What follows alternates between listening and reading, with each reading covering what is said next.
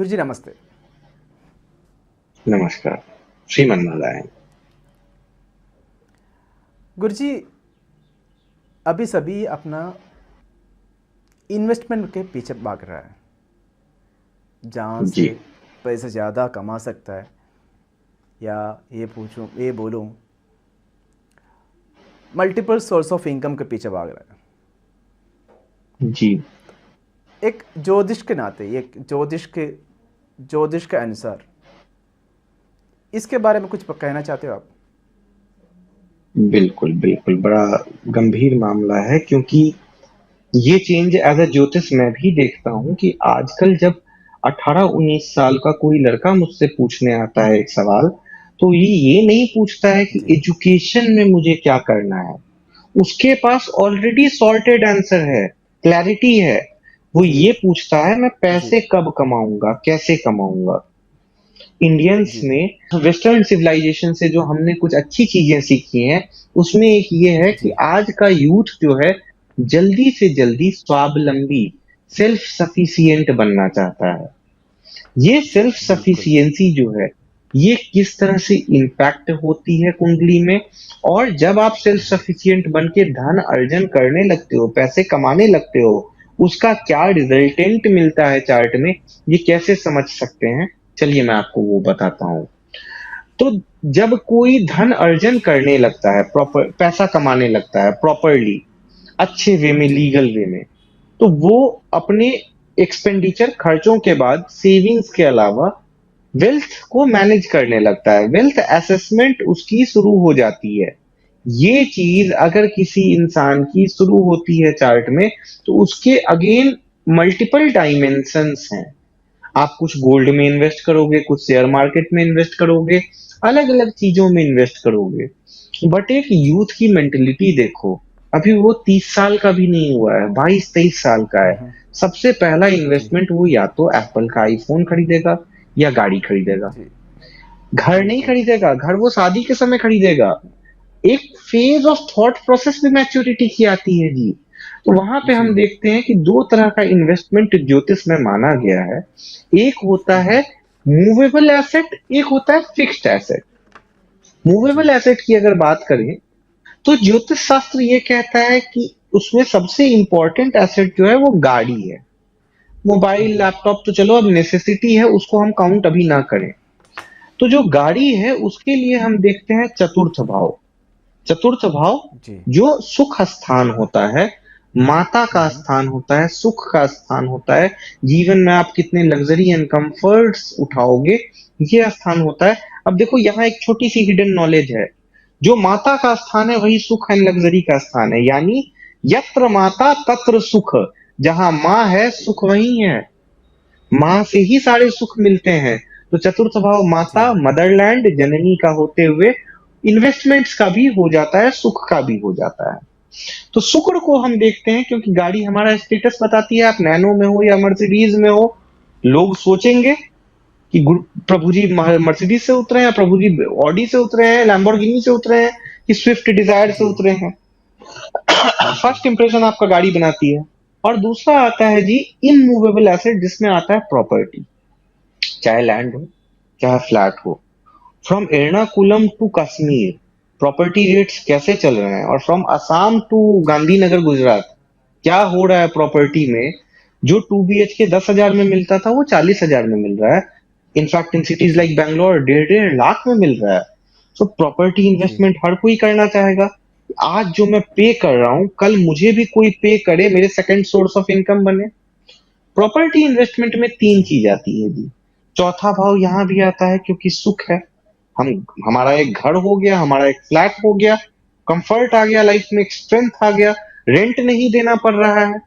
या अगर रेंट दे भी रहे हैं तो हमें वो रेंट वापस आ रहा है किसी और फॉर्म में, कहीं और से, है ना। तो यहाँ पे जो दो तीन भाव हम देखते जी हैं वो आते हैं। एक तो होता है चतुर्थ भाव, दूसरा होता है शनि। क्योंकि शनि जो है वो ज्योतिष में प्रॉपर्टी का कारक है। और तीसरा होता है मंगल। मंगल भूमि पुत्र होने के कारण कंस्ट्रक्शन के कारक हैं। तो चतुर्थ भाव हो गया, जी शनि हो गया, और मंगल हो गया, इन तीनों को हम देखते हैं प्रॉपर्टी, लैंड, फ्लैट, घर, इनको खरीदते समय। एक और जी चीज आती है कि क्या आप कंप्लीट कैश से आज के दिन में खरीद सकते हो कोई सामान? अगर आपके पास ब्लैक मनी नहीं है या बहुत पैसे नहीं है तो ये आप नहीं कर सकते हो। यानी कि आपको कैश के साथ या तो आप चेक दोगे, या आप बैंक से ईएमआई लोगे, या अपने पेंशन फंड के ऊपर कोई लोन लोगे, या अपने किसी और एसेट पे कोई लोन लोगे और फिर प्रॉपर्टी खरीदोगे। तो जब जब हम बहुत लोग आज के डेट में जो नौकरी पेशा हैं, जो जब 50 60s में होते हैं और घर खरीदते हैं, वो अपने पीएफ अकाउंट पे लोन लेते हैं। तो वहां पे हम या जी इंश्योरेंस पॉलिसी के ऊपर लोन लेते हैं, तो वहां चतुर्थ के साथ अष्टम भाव भी देखते हैं हम। और अगर कोई सर्विस में है, नौकरी में है, हमारे जैसे एक एक एक इस जनरेशन के थॉट प्रोसेस को समझ रहा है, तो 30s 40s में घर लेते हैं।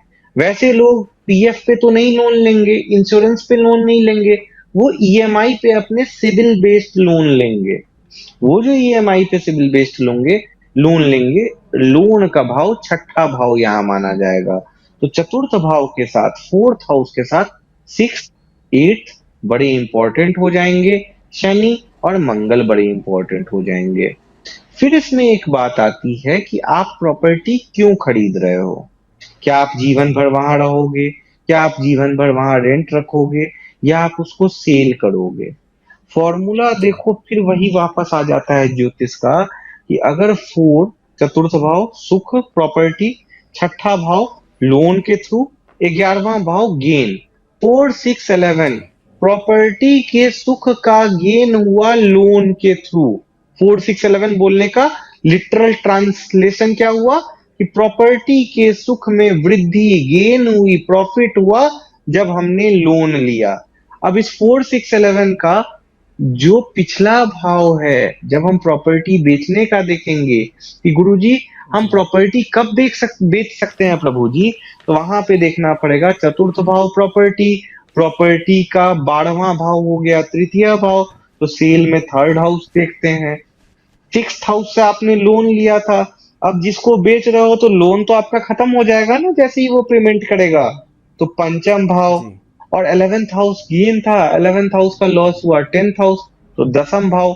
तो सेल ऑफ प्रॉपर्टी या सेल ऑफ व्हीकल में 3 5 10 हो जाते हैं घर, और खरीदने में 4 6 और 11 हो जाते हैं घर। तो ये है प्रॉपर्टी का पूरा हालचाल।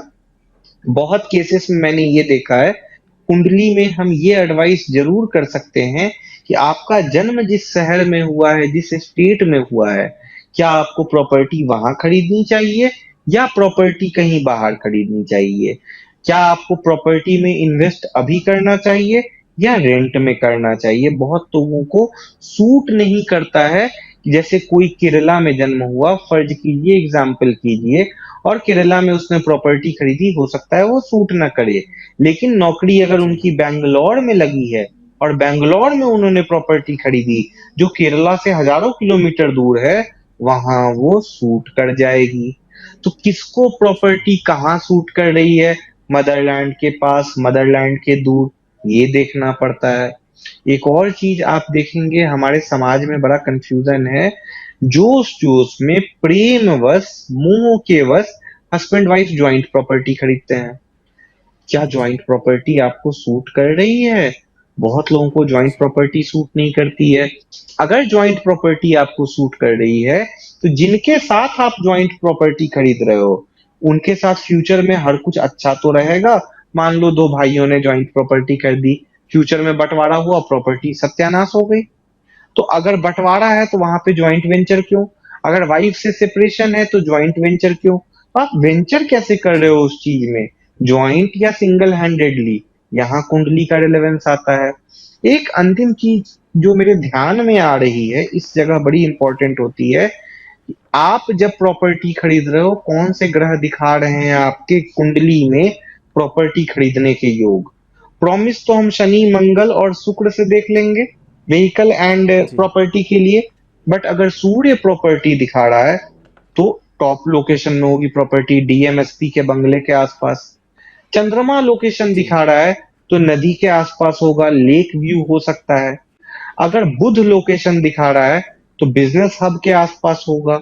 गुरु अगर बता रहा है जुपिटर, तो स्कूल कॉलेज के आसपास होगा, पढ़े लिखे समाज के बीच में होगा। शुक्र अगर दिखा रहा है तो नाइट क्लब्स एंड बार है और शॉपिंग मॉल्स के पास होगा। और अगर राहु केतु दिखा रहे हैं तो भाई योग बने भी तो ना लो, क्योंकि वो प्रॉपर्टी फिर स्लम एरिया में होगी या डिस्प्यूटेड जी। होगी या उस पे कोर्ट केस आएगा। तो ज्योतिष आपको ये इंसाइट देता है जी।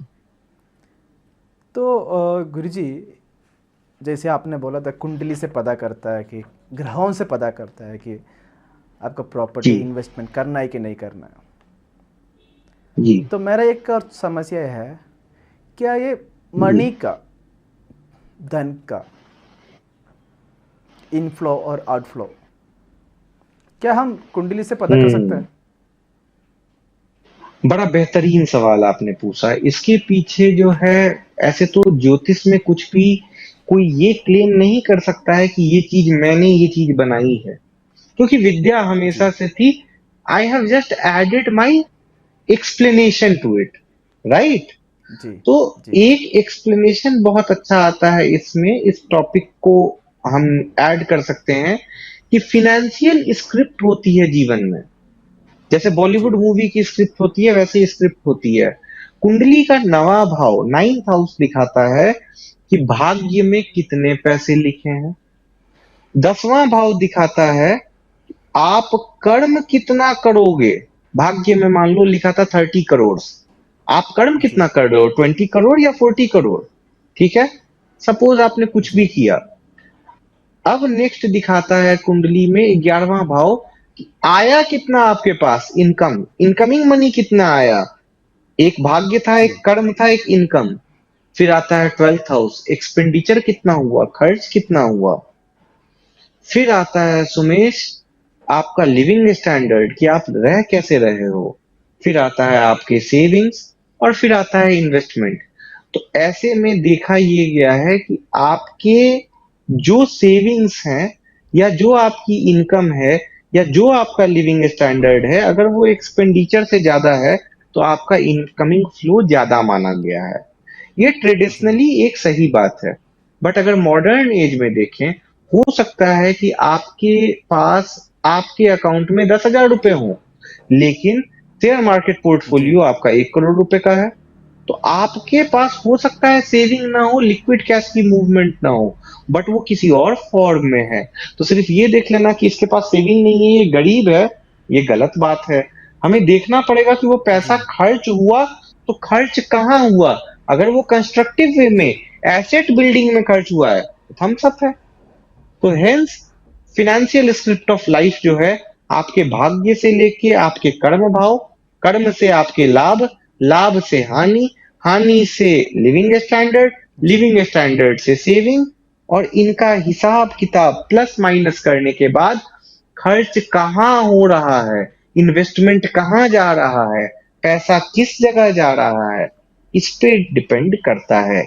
फॉर एग्जाम्पल, एक इंसान का बड़ा हम्बल स्टैंडर्ड ऑफ लिविंग हो सकता है, बट उसका बच्चा जी। इंटरनेशनल स्कूल में पढ़ रहा है, तो क्या वो खर्च गलत है? जी। नहीं, वो खर्च सही है। तो ये अगेन कुंडली कुंडली पे डिपेंड है जी। जी। थैंक यू वेरी मच गुरुजी, थैंक यू वेरी मच। जी, इन्वेस्टमेंट प्रणाम। करने करते हुए क्या करना है, क्या हमें खुद क्या प्रिकॉशन लेना है? अगर आप ज्योतिष के पास जाओगे तो क्या हम उनसे पूछना है कौन सा ग्रह हमें सपोर्ट करेगा, कौन सा ग्रह हमें सपोर्ट नहीं करेगा, और इनफ्लो करने, मनी इनफ्लो और आउटफ्लो होगा ये देखने के लिए हमें क्या करना है, क्या सोचना है, ये सब बताने के लिए बहुत बहुत धन्यवाद।